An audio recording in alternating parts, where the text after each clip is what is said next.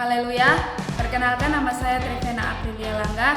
Saya mahasiswi STT Rumah Murid Kristus Bitung, program studi pendidikan agama Kristen. Saat ini saya akan kembali membagikan rangkuman video dari mata kuliah prolegomena.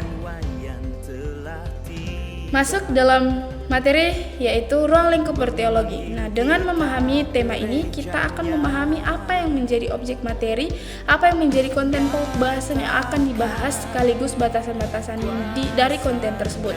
Nah, sebelum kita belajar bersama-sama mengenai ruang lingkup berteologi, maka kita harus mengerti terlebih dahulu mengenai konsep kebenaran Allah.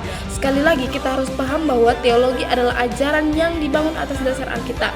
Seorang tokoh terkenal yang bernama Arthur Holmes, dia berkata bahwa segala kebenaran adalah kebenaran Allah. Maksudnya adalah jika itu merupakan sebuah kebenaran, bukan hoax, bukan asumsi, bukan juga keliru, tetapi itu merupakan sebuah kebenaran, maka pasti itu adalah sebuah kebenaran. Apakah mengenai dunia sekuler, rohani, teologi, semuanya adalah kebenaran Allah. Kebenaran Allah pada prinsipnya berasal dan bersumber daripada Allah. Kebenaran Allah yang bersumber yang ada pada Allah itu Dia nyatakan kepada manusia dengan dua cara, yaitu yang pertama dengan wahyu umum, yang kedua dengan wahyu khusus. Apa yang dimaksud dengan wahyu umum? Nah, wahyu umum itu maksudnya adalah penyataan Tuhan kepada manusia secara umum, sedangkan wahyu khusus itu cara Tuhan menyatakan kebenarannya kepada orang tertentu atau orang-orang khusus. Nah, jadi wahyu umum Tuhan menyatakan secara umum, sedangkan wahyu khusus Tuhan menyatakan kepada orang-orang khusus saja atau orang-orang yang dipilih Tuhan. Nah, ada 4 cabang utama dari teologi, yaitu yang pertama biblika, kedua dogmatika, 3 historika, dan juga yang keempat praktika.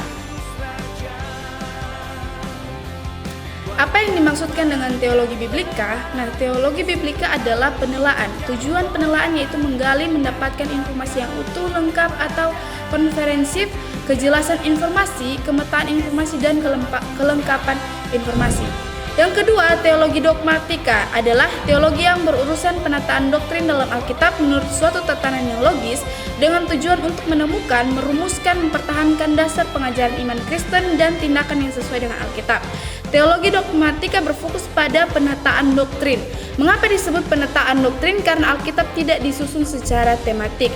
Misalnya kitab Kejadian itu disusun hanya khusus membahas Allah, atau kitab Keluaran hanya khusus membahas tentang pengenapan Kristus. Tetapi Alkitab disusun dengan alur yang lain atau konsep penyelamatan manusia. Untuk itu, dogmatika berusaha untuk menata ajaran secara tematik dengan tujuan untuk tatanan yang logis atau masuk akal.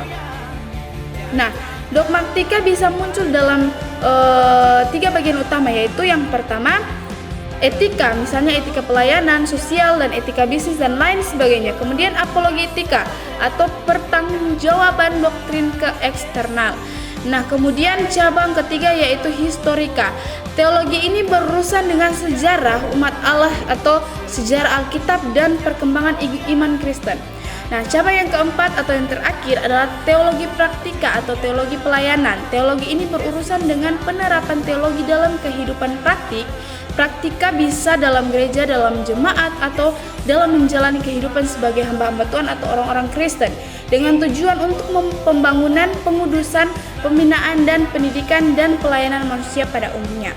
Kesimpulan, 4 cakupan mengenai ruang lingkup teologi yang bisa saya jelaskan pada saat ini. Kiranya dengan materi ini dapat memberikan pencerahan serta pengertian dengan baik bagi kita semua yang telah mendengar dan menonton video rangkuman pada saat ini. Terima kasih, Tuhan Yesus memberkati.